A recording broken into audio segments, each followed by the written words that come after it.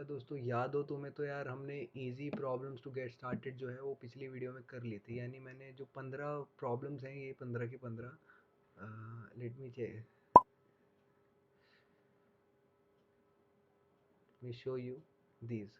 ये 15 की प्रॉब्लम्स मैंने आपको एक्सप्लेन कर दी थी और काफ़ी अच्छी प्रॉब्लम्स थी। ठीक है, लेट्स मूव फर्दर। और आज बात करते हैं यार कॉम्प्लेक्सिटी एनालिसिस और बेसिक वार्म अप की। ठीक है, तो ये जो है हमारा पहली बात तो अपने फ़ोन का वॉल्यूम बढ़ा देना, क्योंकि मेरी आवाज़ कम आ जाती है इसमें, है ना, because I don't have mic. तो कॉम्प्लेक्सिटी एनालिसिस और बेसिक वार्म अप करते हैं। मैंने कुछ जो है पहले से ही कर रखे हैं, that is a good thing, है ना। और कुछ नहीं है वो तुम्हारे साथ कर लूँगा। ठीक है, लगभग 1 2 3 4 5 6 7 8 9, ठीक है, टोटल 9 प्रॉब्लम्स है। और इनिशियली मैंने पहली प्रॉब्लम्स कर रखी हैं। ठीक है, तो असल में होता क्या है यार कि इनिशियली जो है वो लर्न डीएसए में कॉम्प्लेक्सिटी एनालिसिस और बेसिक वार्म अप था। ठीक है, ये जो प्रैक्टिस क्वेश्चंस हैं ये इन्होंने easy problems to get started जो है इन्होंने बाद में डाली हैं। ठीक है, इस 0 पॉइंट से। ठीक है, हम शुरू करते हैं फटाफट से। लाइफ यूनिवर्स, और ये जो है ये हर किसी को पता रहता है। यानी जो कोड शेफ में नया बंदा आता है कोई भी, वो पहले सबसे पहले इसी प्रॉब्लम को करता है। ठीक है, तो इतनी इजी प्रॉब्लम है ये, और साथ में ये फर्स्ट प्रॉब्लम है जो हर कोई करना चाहता है। ठीक है, लेट्स स्टार्ट विद इट। और हाँ, चलो शुरू करते हैं। The life the universe in everything. ठीक है, प्रॉब्लम का कोड टेस्ट है। ठीक है, कोड से क्या होता है कि आपको जैसे ये देखो यहाँ पे लिंक भी बन रखा है ना। तो यहाँ कह रहे हैं कि your program is to use the brute force approach in order to find the answer to life, the universe and everything. Most precisely, rewrite small numbers from input to output. Stop proceeding input after reading in the number 42. All numbers input are integer of 1 और 2 digit. ठीक है, देखो पहली बात यहाँ पे brute force approach बोल रहे हैं, ये होता क्या है। ठीक है, जिसको नहीं पता है वो सुन लो कि जब तुम करते रहते हो ना, मतलब तुम जैसे बोलेंगे कि मैं बोलूँगा आपको एक नंबर गेस करो 1 से लेके 100 के बीच में, और वो नंबर जो है वो मेरे मन में भी होना चाहिए, और मेरे मन में था 42। ठीक है, तो तुमने बोला 12, मैंने बोला नहीं, तुमने बोला 16, मैंने बोला नहीं। तो तुम अटेम्प्ट करते रहते हो, तो इस अटेम्प्ट को, ठीक है, ब्रूट फोर्स कहते हैं। यानी सारे जितने भी आपको 1 से लेके 100 के बीच में जो भी नंबर मिल रहे हैं ना, सब बोल दो। ठीक है, तो इसको कहते हैं ब्रूट फोर्स अप्रोच। और यहाँ पे लाइफ, ये आंसर टू लाइफ वगैरह ये सब फालतू बात है ना। बस हमें एक छोटा सा क्वेश्चन कह रहा है कि मैं इनपुट करता रहूँगा और तुम्हें बताना है कि 42 जब नंबर आ जाए ना तब वहाँ रुक जाना। ठीक है, क्या बोले, rewrite small numbers from input to output, stop proceeding input after reading the number 42। एक बार 42 आपने पढ़ लिया तो फिर स्टॉप कर दो प्रोसीडिंग। जैसे आपने देखा कि ये जो है हमारा ऑल नंबर सर, ठीक है, तो ये हमारा आंसर 1, मतलब ये इनपुट हमारा 1 आया, 2 आया, 88 आया। जैसे ही 42 आया, मतलब उसके बाद भी इनपुट है मगर वो कवर नहीं करे। यानी जो आउटपुट आएगा वो 1 से लेके 88 तक ही आएगा, यानी 1 to 88। ठीक है, क्यों? क्योंकि 42 वाला और उसके नीचे जितने भी आने वाले हैं वो उनको कंसीडर नहीं करना है।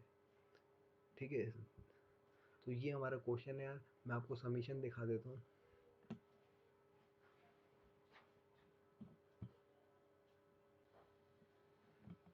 तो देखो मैंने क्या करा यार कि क्वेश्चन में जो है वो इतनी बड़ी बाउंड्री नहीं थी, तो मैंने मान लिया इसको। ठीक है, ये तो तुम्हें पता ही है। इंट मेन के अंदर मैंने क्या करा, एक एन लिया और एक एरे ले लिया मैंने 1000 वैल्यूज़ का। ठीक है, मतलब मैक्सिमम वैल्यूज़ मैंने ले ली है, क्योंकि ये क्वेश्चन सिंपल था तो 1000 में ही काम चल गया। वरना क्या पता इससे बड़ी भी लेनी पड़ सकती थी। ये मेरा तरीका है। ठीक है, पहले ही बता रहा हूँ, इससे बढ़िया भी तरीके आपको दिख जाएंगे इंटरनेट पे। आप अगर इनके सॉल्यूशन वगैरह सर्च करेंगे वो आपको अपने अकॉर्डिंगली तरीके दिख जाएंगे। ये मैंने अपना तरीका लगा रखा है। ठीक है, आप भी अपना लगा सकते हो। मेरा जो सिंपल तरीका होता है वही मैं ट्राई करता हूँ, मतलब जो एक बेसिक दिमाग सोचता है। ठीक है, तो मैंने फॉर का लूप चला दिया 0 से लेके 1000 तक और आई प्लस प्लस कर दिया। ठीक है, सारे एरे में एलिमेंट इनपुट करवा दिए। ये कौन से एलिमेंट है? ये 1 1 2 8 वाले एलिमेंट है। ठीक है, जो हमने इनपुट करवाए थे। अब मैंने एक लूप तो इनपुट करवाया, अब एक लूप आउटपुट वाला दिखाऊंगा। यानी अब हमने इनपुट कर लिए हैं सारे वैल्यूज़ को। अब मैंने फिर से फॉर का लूप चलाया। अब अगर ए आई जो है 42 है क्वेश्चन के अकॉर्डिंग, अगर ए आई 42 है तो एन इक्वल टू आई हो जाएगा। ये इसका मतलब क्या है? देखो, AI यानी हमारे एक एरे है, उसके अंदर एक ith पोजीशन पे है ना, जब ये लूप चलेगा 1000 तक, ये 1000 तक चलेगा लूप वैसे, है ना। तो इसका आंसर जो है फिजिबल हो सकता है, ठीक है। काफ़ी जगह पे मैंने जानबूझ के बड़ा कर दिया है, ठीक है, क्योंकि ये बेसिक अप्रोच थी। तो AI अगर 42 है तो n इक्वल टू आई कर दो। n जो था हमारा, वो हमने एक वेरिएबल ले लिया था, मगर उसकी वैल्यू इनपुट करवाई थी, है ना। n जो था वो एक सिर्फ वेरिएबल था। आज हमने वेरिएबल अब हमने वेरिएबल को डिक्लेयर कर दिया है, तो n जो हो जाएगा वो i हो जाएगा। i क्या है? पोजीशन है। पोजीशन यानी जैसे हमारी 0 के बाद 1 2 3 4, है ना, ऐसे करके आई पोजीशन है। तो मैंने ऐसा क्यों करा? क्योंकि जहाँ पे आपका आई जा रहा है ना, वो वाली पोजीशन हमारी एन हो जाएगी।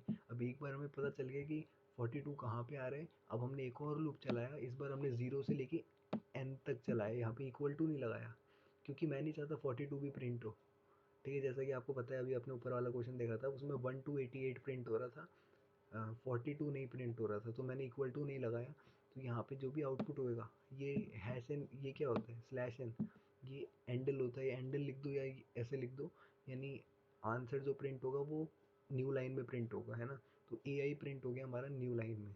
तो 1 2 88, 42 नहीं आ पाया क्योंकि इक्वल टू नहीं लगा था। तो ये चक्कर आपको समझ में आता है?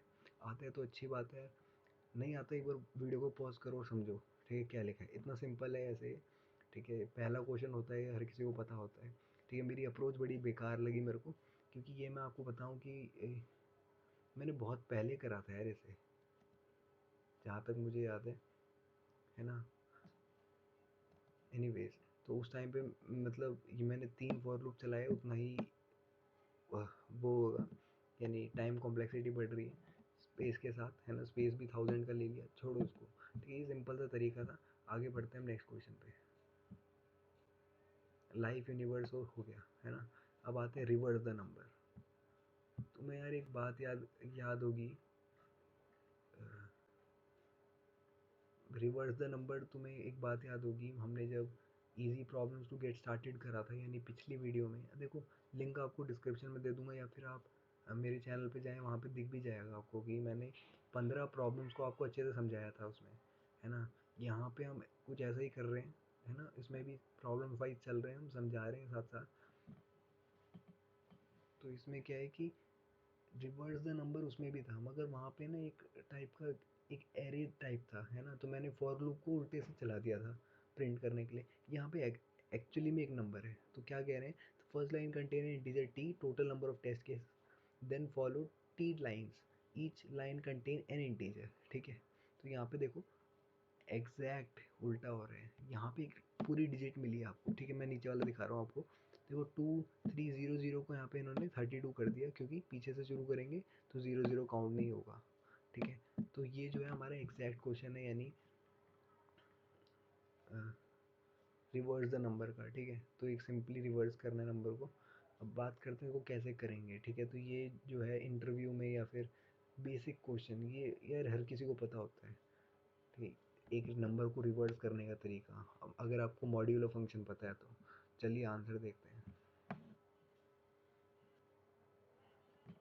तो अगेन मैंने एक सिंपल सी अप्रोच लगाई है, जो कि अक्सर लगाया करते हैं, है ना। इंट मेन के अंदर मैंने यार ये टी आर ए बी इतने सारे वेरिएबल ले लिए। टी जो है हमारा टेस्ट केस का रहेगा, और टेस्ट केस वाइल के अंदर चलेगा, ये पूरे इसके अंदर, यानी उतनी बार टेस्ट केस चलेगा, ठीक है।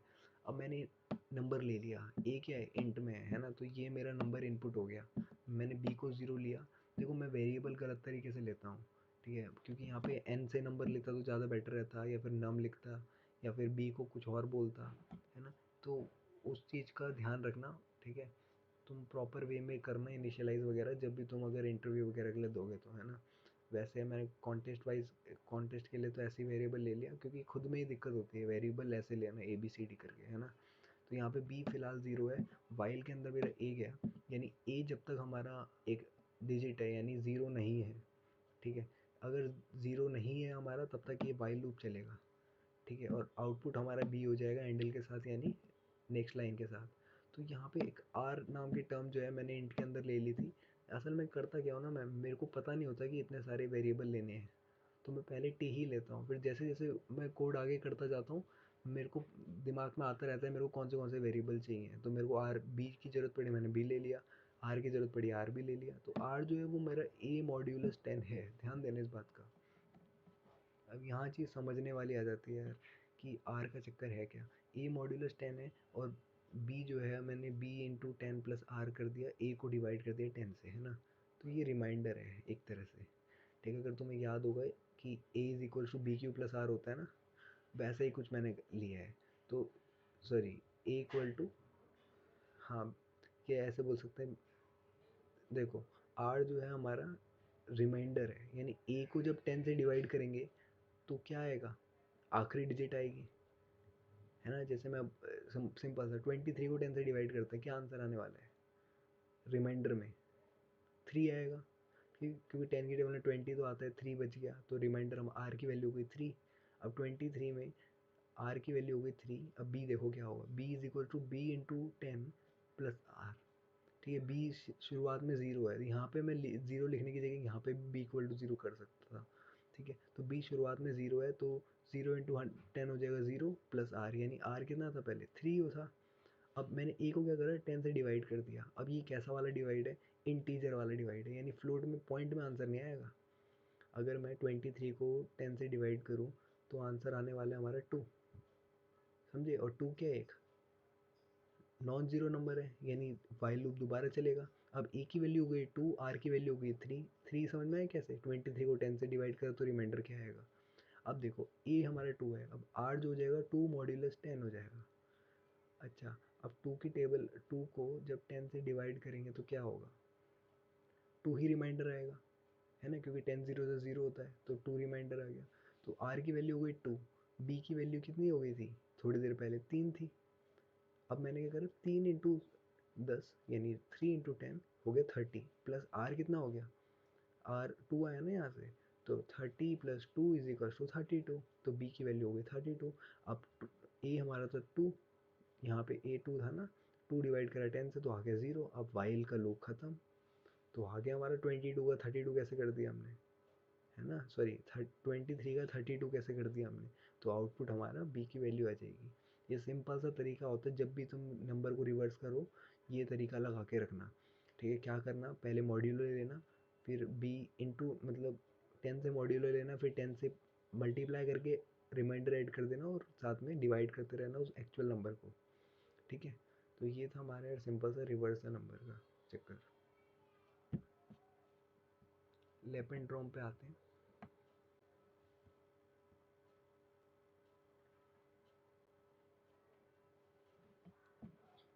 यार लेपेंड्रोम, अगर तुम्हें पैलेंड्रोम पता है क्या होता है तो फिर लेपेंड्रोम भी समझ में आ जाएगा। पैलेंड्रोम क्या होता है, जैसे मैं आपको बोलूँ कि एक नंबर है 1 2 3, है ना। अब 1 2 3 हमारा एक नंबर है जिसमें कोई पैटर्न नज़र नहीं आ रहा है, ठीक है।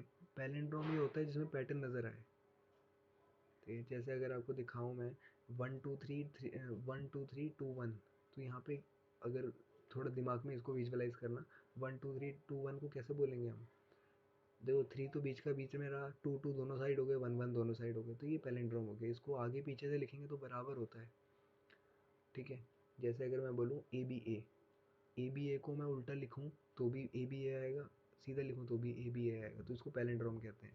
लेपेंड्रोम के बारे में पढ़ते हैं। तो palindrome is defined as a string which when split in the middle give two half having the same character and same frequency of each character। यानी यहाँ पे थोड़ा सा अलग चक्कर है, कह रहे हैं कि अगर हमने बीच में से काटा तो जो दो हाफ होंगे वो सेम कैरेक्टर होंगे और फ्रीक्वेंसी भी सेम होगी, यानी अपीयरेंस जो होगी सेम होगी, ठीक है। ए जो अगर एक बार है तो दूसरे वाले में भी एक बार होगा। If there are odd numbers of character in the string we ignore the middle character and check for palindrome. For example GA gaga is a palindrome since the two half GA and GA जो है वो same character है with same frequency, ठीक है। जैसे ABC CAB, यहाँ पे बीच में से काटा तो ABC CAB में सब कैरेक्टर दिख रहे हैं और फ्रीक्वेंसी भी सेम है। तो ये सारे लेपेंड्रोम के एग्जांपल हैं, ठीक है। और ऐसा कोई टर्म नहीं होता, बस इन्होंने इस क्वेश्चन के लिए इन्होंने बना रखा है इसे। रोटर में देखो बीच में से काटा तो क्या होगा, ओ आर बराबर है ना, यहाँ बीच में से टी गायब करना पड़ जाएगा, एक्स वाई बराबर है ना। Are few example of palindrome. Note that A B B A A B ये लैपेंड्रोम नहीं है। रीज़न क्योंकि यहाँ पे फ्रीक्वेंसी बी की 2 है, मगर यहाँ पे तो बेचारे एक ही बी है, जब बीच में से काटेंगे तो, है ना। तो the two half contain the same character but there frequency do not match. तो ध्यान देना इस बात का, ठीक है। कैरेक्टर भी सेम होने चाहिए, फ्रीक्वेंसी भी सेम होनी चाहिए। तो हमारा सिंपल सा टास्क है, एक स्ट्रिंग हमें मिल जाएगी और हमें बताना है कि वो लैपेंड्रोम है या नहीं, ठीक है। ये एक सिंपल सा काम है। तो क्वेश्चन आ जाता है हमारे पास, पहले हमारे पास सिंगल इंटीजर टी मिलेगा, number of test cases, each test in a single line contain S compose of lower case, ठीक है। तो यहाँ पे देखो 6, तो यहाँ 6 हमें वो मिले, वर्ड्स मिले, या फिर कह सकते हैं स्ट्रिंग मिली, है ना। हमें येस नो लिखना है सिर्फ कि क्या ये लैपेंड्रोम है या नहीं, ठीक है। तो आप समझ गए होंगे, मैंने अभी आपको समझाया भी लैपेंड्रोम क्या होता है। तो बस उसी हिसाब से, जैसे मैं एक आपको बता देता हूँ, ये वाला नो क्यों है नीचे वाला, क्योंकि बीच में से काट के देखो, यहाँ पे ए बी तो ठीक है, यहाँ बी सी क्यों आ गया, बी ए आना चाहिए था ना, ऐसा कुछ होना चाहिए। चलो फिर आंसर की तरफ चलते हैं।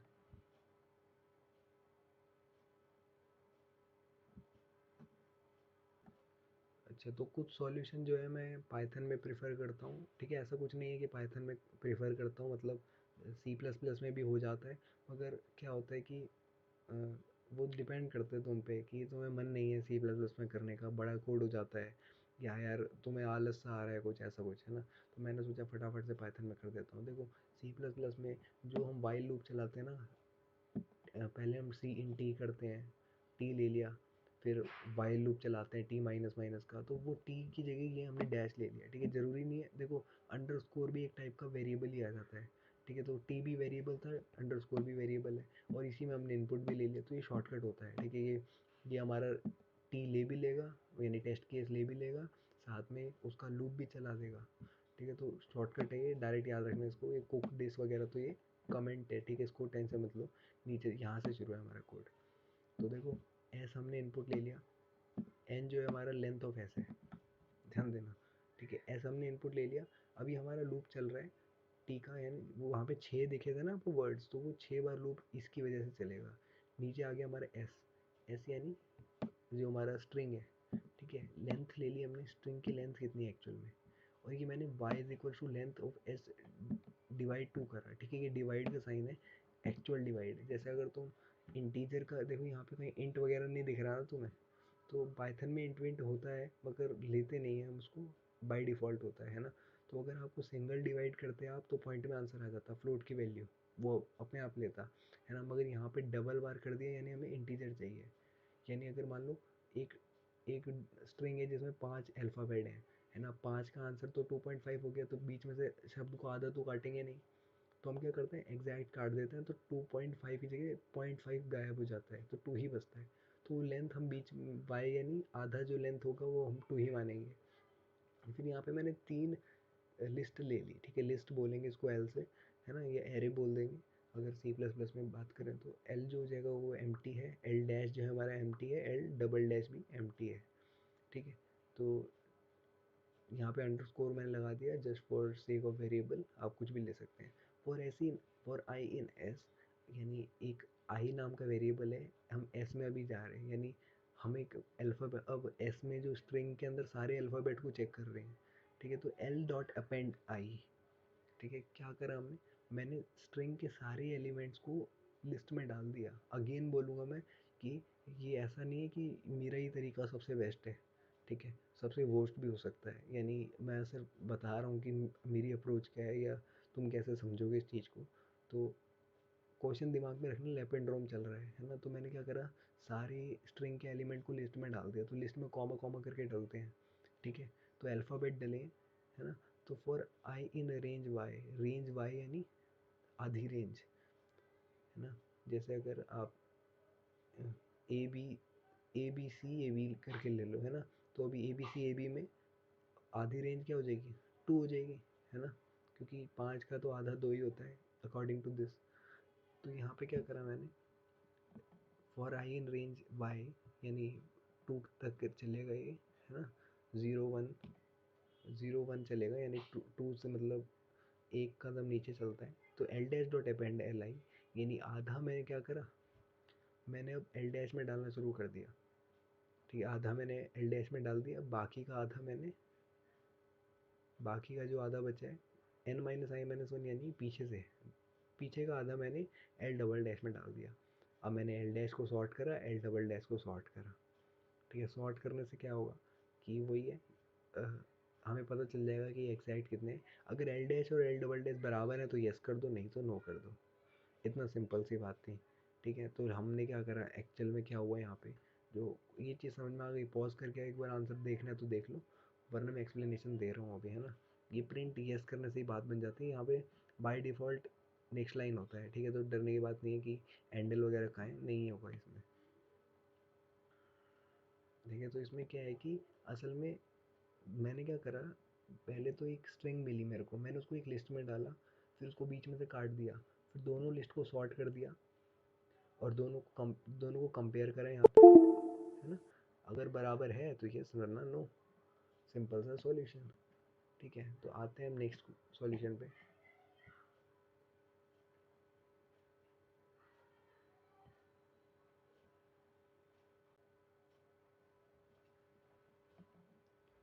सो क्वेश्चन का नाम है स्मार्टफोन। ठीक है, इसका कोड थोड़ा खतरनाक सा लग रहा है, एनीवेज। ठीक है, तो जोनल कंप्यूटिंग ओलंपियाड 2014, ठीक है, 30 नवंबर 2013, ये सब छोड़ो, यहाँ पे क्वेश्चन पे आते हैं डायरेक्ट। ठीक है, you are developing a smartphone app, तुम एक स्मार्टफोन ऐप बना रहे हो, मगर आपके पास कस्टमर की लिस्ट है और कस्टमर का कुछ बजट है। ठीक है, तो देखो, उनके तुम्हारे फ़ोन का प्राइस अगर उनके बजट के अंदर आता है ना, तो फिर वो खरीदेगा उस फ़ोन को। तो देखो लिखा है, each customer has a budget and will buy the app at your declared price if and only if the price is less than or equal to the customer budget. मतलब मान लो मेरा बजट है 2 रुपये का, है ना, तो अगर मेरे तुम्हारा ऐप जो है वो 2 रुपये का बिक रहा है या फिर 2 से कम का बिक रहा है तो मैं खरीद लूँगा। तो you want to fix the price so that the revenue you earn from the app is maximize. ठीक है, अब आपको हर किसी के बजट के अकॉर्डिंग चलना है। तो ऐसा करना है कि ज़्यादा से ज़्यादा लोग खरीदें और आपको प्रॉफिट भी ज़्यादा हो।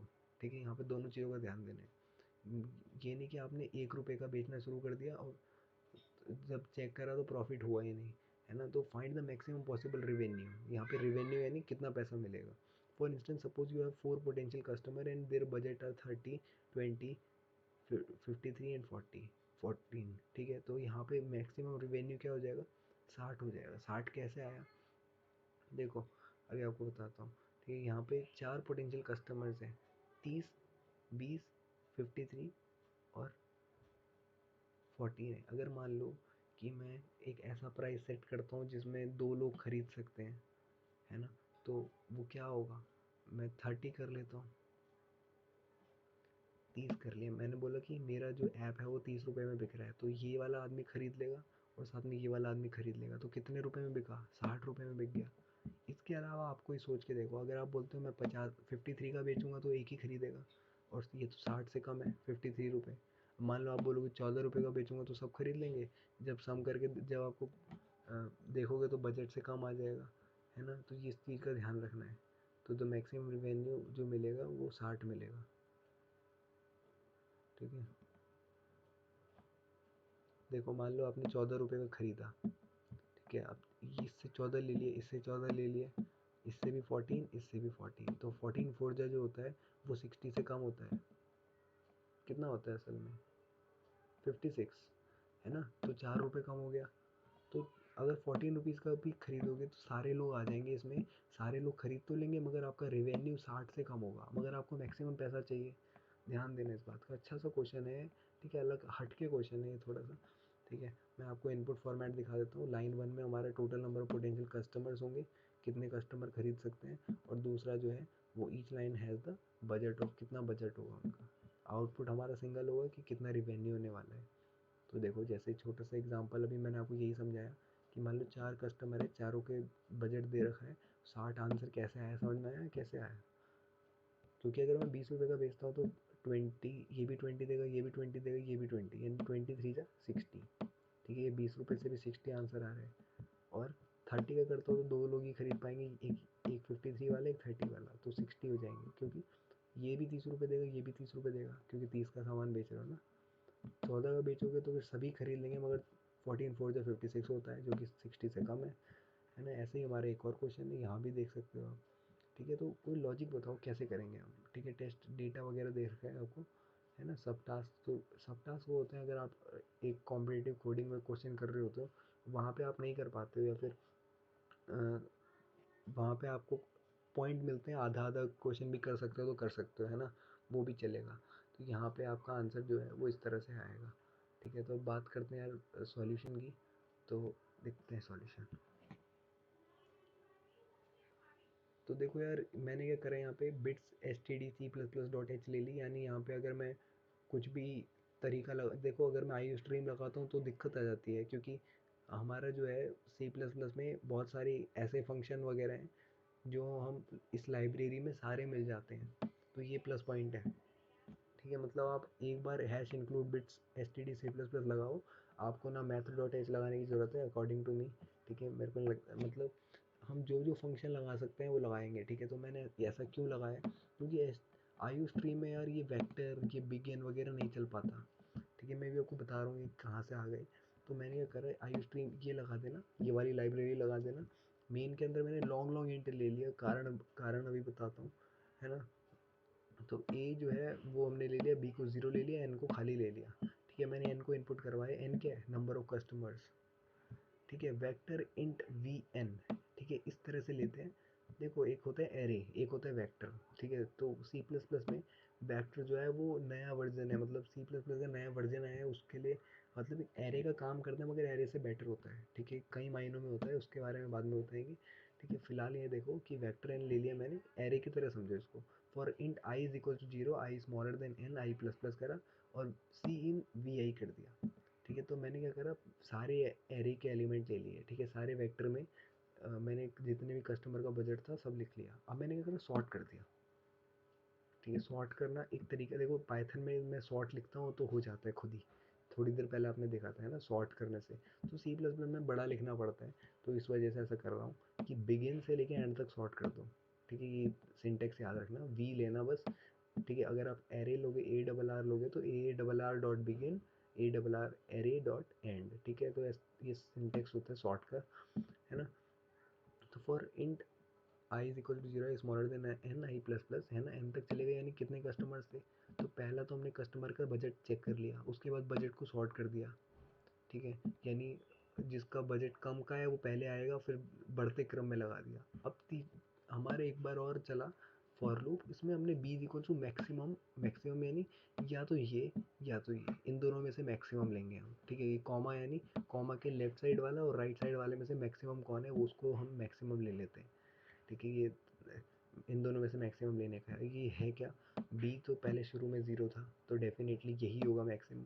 उसके बाद एक बार फिक्स हो गया मैक्सिमम, यानी बी एक बार सबसे ज़्यादा जहाँ हो गया वही हमारा आंसर हो जाएगा। तो मैंने क्या करा, वी आई ले लिया, यानी बजट का हर एक का बजट ले लिया, उसको मैंने मल्टीप्लाई कर दिया एन माइनस आई से।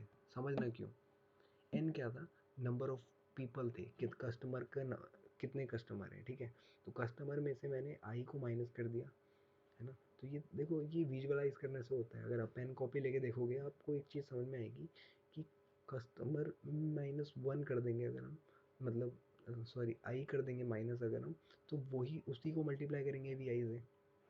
अभी थोड़ी देर पहले मैंने आपको एक एग्जांपल दिया कि 14 लोग हैं।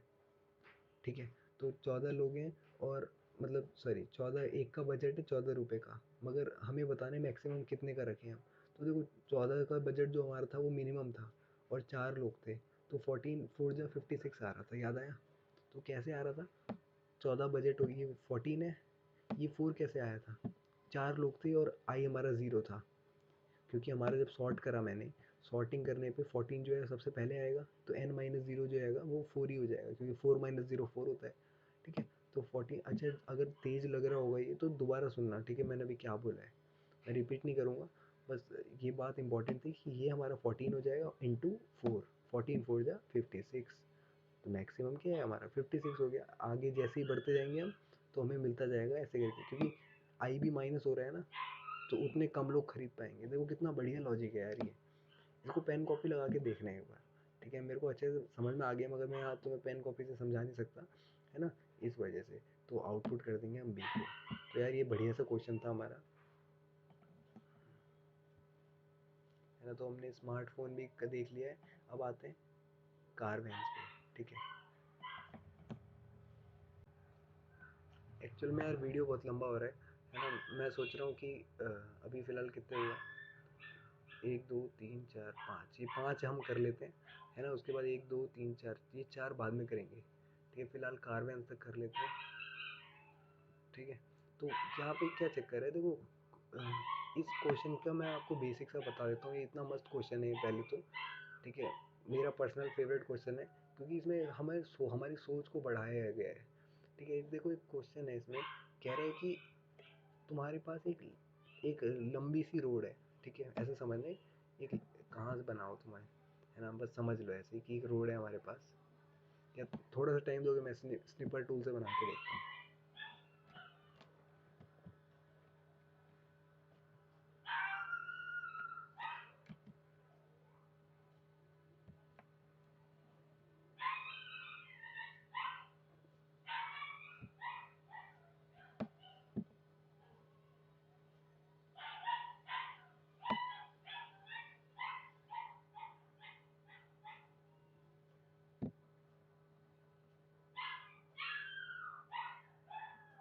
तो ठीक है, देखो हमारे पास एक लंबी सी रोड है, ठीक है। और यहाँ पे हमारी कारें हैं, ठीक है।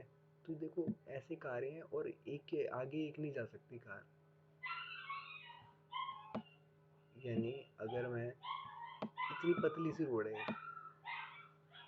यानी इसमें एक बार में एक ही कार जा सकती है, ठीक है। और हर कार की स्पीड जो है वो अलग अलग है।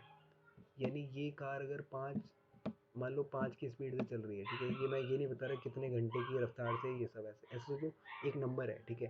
ये 5 की स्पीड से चल रही है, ये 3 की स्पीड से चल रही है, ठीक है। ये 4 की स्पीड से चल रही है। क्वेश्चन समझा रहा हूँ बढ़िया से, ठीक है।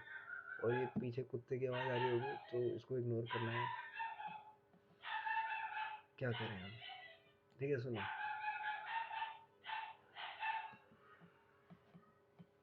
यहाँ पे क्या है, 5 की स्पीड से जो कार चलेगी वो तो फुल स्पीड में चलेगी, कोई शक नहीं उसमें, क्योंकि आगे कोई कुछ है ही नहीं, खाली, है ना। और हमें मैक्सिमम स्पीड चलानी है। 3 की स्पीड से कार चलेगी, वो भी फुल स्पीड में चलेगी, क्योंकि 5 से आगे कभी जा ही नहीं पाएगी, है ना। 5 वाली अपनी फुल स्पीड में दौड़ रही है, 3 वाली भी फुल स्पीड में दौड़ सकती है, कोई दिक्कत नहीं है। क्योंकि मान लो 6 की स्पीड होती है तो टकरा जाती है, ठीक है। यहाँ कोई दिक्कत नहीं है क्योंकि स्पीड ही कम है। मगर 4 वाली टकरा जाएगी 3 से आगे जाके, तो 4 वाली को अपनी स्पीड स्पीड कम करनी होगी। इतनी भी कम नहीं, बस 3, इतना कि 3 वाली से टकराए ना, है ना। तो यहाँ पे मैं पूछूंगा कि कितनी कार अपनी मैक्सिमम स्पीड से दौड़ रही हैं, यही क्वेश्चन है इसमें। क्वेश्चन यही कह रहा है कि कितनी कार अपनी मैक्सिमम स्पीड से दौड़ रही हैं, ठीक है। तो देखो 5 वाली तो हमेशा दौड़ेगी, यानी मैं कह रहा हूँ कि जितनी भी कार्स होंगी, वो पहली वाली कार जो होगी वो हमेशा अपनी मैक्सिमम स्पीड से दौड़ेगी। दूसरी वाली कार जो होगी उसका पता तब चलेगा अगर पहली वाली से उसकी स्पीड कम है, तो वो भी अपनी मैक्सिमम दौड़ेगी। तो ये दौड़ रही है मैक्सिमम, ये दौड़ रही है मैक्सिमम, ये नहीं दौड़ पा रही मैक्सिमम। तो इसका आंसर हो जाएगा 2, क्योंकि 2 कारें मैक्सिमम स्पीड से दौड़ रही हैं, ठीक है। मैं अभी इसका इन्हीं का एग्जांपल लेता हूँ। मान लो कि ये क्वेश्चन है, ठीक है। क्या लिखा है, 4 5 1 2 3, इसका आंसर 2 आ रहा है। अभी बता दो कैसे, 4 5 1 2 3, ठीक है। यहीं कर दूँ मैं, व्हाट द हेल, थोड़ा सा रुकना यार। ये क्वेश्चन यार मेरे को मस्त इसलिए लगा, इसका कारण तो पता नहीं, ठीक है। मैं बता रहा हूँ, देखो मैं भूल गया यार इसको। 5 4, व्हाट वाज दैट, 5 4 1 2 3, इसका आंसर 2 है, ठीक है। ध्यान रखना क्वेश्चन ये है, ठीक है। इनपुट का टेस्ट केस है ना। ये दो टेस्ट केस होते हैं, एक साथ 2 आ रहे हैं, ठीक है। एक तो कितनी कारें होंगी टोटल, तो 5 कारें हैं यहाँ पे, तो 5 4 1 2 3, 5 4 1 2 3, तो 5 कारें हैं यहाँ पे, और पाँचों की स्पीड हमें दे रखी है 5 4 1 2 3 के रूप में, ठीक है। आउटपुट हमारा 2 आ रहा है, कैसे आ रहा है, ठीक है। ये आउटपुट है क्या, मैंने आपको अभी थोड़ी देर पहले बताया कि आपको बताना है इनमें से कितनी कारें जो है वो अपनी फुल स्पीड में दौड़ रही होंगी। तो पहली कार 1, है ना। ये वाली कार तो फुल स्पीड में दौड़ रही है, क्या ये दौड़ेगी फुल स्पीड में, ज़रूर दौड़ेगी, क्योंकि इसकी स्पीड तो 5 से कम है, तो ये भी दौड़ सकती है, ये भी दौड़ सकती है। क्या ये दौड़ सकती है फुल स्पीड में?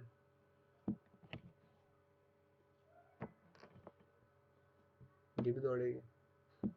क्या ये दौड़ सकती है फुल स्पीड में? ये नहीं दौड़ पाएगी। क्या ये दौड़ेगी फुल स्पीड में? ये भी नहीं दौड़ पाएगी, है ना। तो असल में यार इसको इस साइड से शुरू करना था, इस वजह से ऐसा हुआ है, ठीक है। तो एक चीज़ हमें समझ में आ गई कि जो कारें होंगी ना वो मतलब इस तरह से यहाँ पे रुक जाएंगी, ठीक है। मान लो कि ये नहीं दौड़ पाएगी फुल स्पीड में, ये नहीं दौड़ पाएगी फुल स्पीड में, ये दौड़ लेगी, ठीक, ये दौड़ लेगी इस तरह से, ठीक है। तो ये हमारा क्वेश्चन था, है ना। तो मैं आपको आंसर की ओर ले जाता हूँ। जैसे ये है 8 8 3 6, इन तीनों में से 8 वाली तेज़ी से दौड़ेगी, 3 वाली तेज़ी से दौड़ पाएगी, मगर 6 वाली नहीं दौड़ पाएगी क्योंकि आगे इसकी स्पीड कम है, 3 की स्पीड कम है ना 6 से। तो ये बेचारी को रोकना पड़ेगा अपने आपको थोड़ा सा, है ना, मतलब अपनी स्पीड कम करनी पड़ेगी, मगर ये दोनों की सही है, तो इसलिए आंसर आ गया 2, ठीक है। आते हैं आगे आंसर पे। तो देखो यहाँ भी मैंने पाइथन का इस्तेमाल करा है, इसका बारे में मैंने आपको बता ही दिया है कि ये वाइल लूप की तरह है, फॉर लूप चलाया, फिर मैंने इनपुट कर लिया हमने कितनी कारें हैं टोटल, और उन कारों की मैंने लिस्ट बना दी, ठीक है, उनकी स्पीड की लिस्ट बना दी, एक खाली लिस्ट रख ली मैंने। अब मैंने सी को 1 ले लिया, सी बता रहा हूँ क्या है। अगर एन 1 है, यानी अगर सिर्फ आपके पास एक ही कार है तो एक कार तो अपनी फुल स्पीड में दौड़ेगी, तो आंसर 1 कर दो फ्रेंड।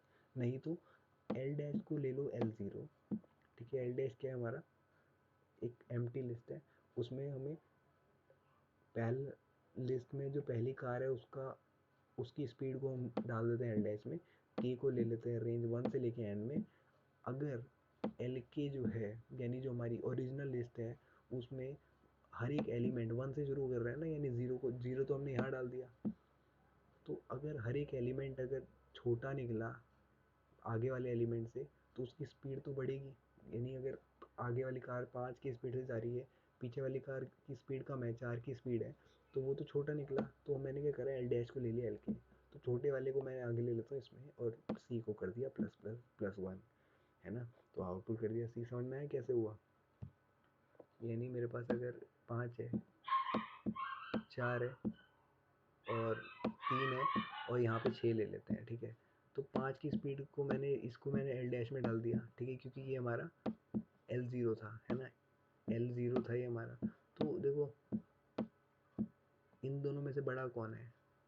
अगर ये छोटा है ना तो मैं क्या करूँगा, ये मैक्सिमम स्पीड में दौड़ेगा, सही बात है ना। तो सी को प्लस कर दूंगा, पहले यहाँ पे 1 था, सी 1 था, और यहाँ पे आके 2 हो जाएगा क्योंकि ये भी स्पीड में दौड़ रहे है ना, तो ये हट जाएगा, यानी काउंट हमारा 2 हो गया।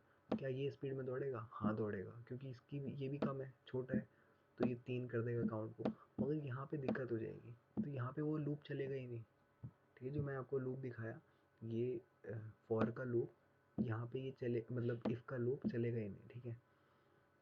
C+1 करेगा ही नहीं, क्योंकि हमारे पास मैक्सिमम स्पीड जो है वो यहाँ पे छोटे का सिंबल है। तो यही था हमारे यार सारे सॉल्यूशन, और होप आपको अच्छे लगे हो यार ये। Let me show you. हाँ तो यार मैंने 5 क्वेश्चन आपको बता दिए हैं, बाकी के 4 आप खुद ट्राई करना, नहीं तो मेरे से डिस्क्रिप्शन में, मतलब मेरे से कमेंट में पूछ लेना, वरना मैं डिस्क्रिप्शन में इन सबके आंसर का लिंक आपको दे ही दूंगा, ठीक है। मेरे आंसर या फिर परफेक्ट आंसर मैं ढूंढ के देखता हूँ, मिलते हैं तो अच्छी बात है, वरना इनके लिंक मैं आपको दे ही दूंगा, ठीक है। तो सॉल्यूशन भी देख सकते हो आप, एक बार खुद ट्राई करना, जो ना है मेरे से कमेंट में पूछ लेना, वरना हम बोल देना मेरे को कि एक वीडियो में एक्सप्लेन करके समझा दो, तो मैं समझा दूंगा, ठीक है। वैसे मुझे लगता नहीं है कि ये क्वेश्चन वैसे हैं कि मतलब तो हाई फाई है, तुम्हें समझ नहीं आएंगे, आ जाएंगे समझ में, ठीक है। तो हार्ड क्वेश्चन नहीं है इनमें कोई, ठीक है। अच्छी बात ये है क्योंकि हमने इस बार भी हमने सारे क्वेश्चन कर लिए, ठीक है। मैं मान के चल रहा हूँ ये तुम करोगे, ठीक है, मैं भी अभी करूँगा इन क्वेश्चनों को, मगर मैंने पढ़ के देखा तो आसान क्वेश्चन थे, ठीक है, इसलिए मैंने सोचा बिना वक्त ज़ाया करे सीधा वीडियो बनाते हैं, ठीक है। तो हम डेटा स्ट्रक्चर एल्गोरिदम में जो ये चीज़ है, यहाँ कोड सेक पे जाना है यार, तुम लर्न डी ऐसे करना, ठीक है। लर्न डी ऐसे करोगे तो तुम्हें ये दिख जाएगा, हमने ये कर लिया, ये कर लिया, ठीक है, लगभग कर लिया, मतलब मेरी तरफ से हो गया है, ठीक है। ये भी तुम्हें डिस्क्रिप्शन में लिंक दे दूंगा इनके सॉल्यूशन का, या फिर तुम खुद ट्राई करना, जो ना है मेरे से पूछ लेना। ठीक है, तो बस आज के लिए इतना ही यार। और अगर ये सीरीज़ तुम्हें पसंद आ रही है तो लाइक कर देना इसको और सब्सक्राइब करके रखना चैनल को। जो तुम्हें चाहिए या जिसके अकॉर्डिंग तुम्हें सीखना है तो वो सब मेरे को बताना, मैं वीडियो में ज़रूर डालूँगा उसे। ठीक है, और नई नई चीज़ें सीखने को मिलेंगी तुम्हें यहाँ पे, इस चैनल को सब्सक्राइब करके रखना। ठीक है, मिलते हैं नेक्स्ट वीडियो में, तब तक के लिए see you guys in the next one, bye.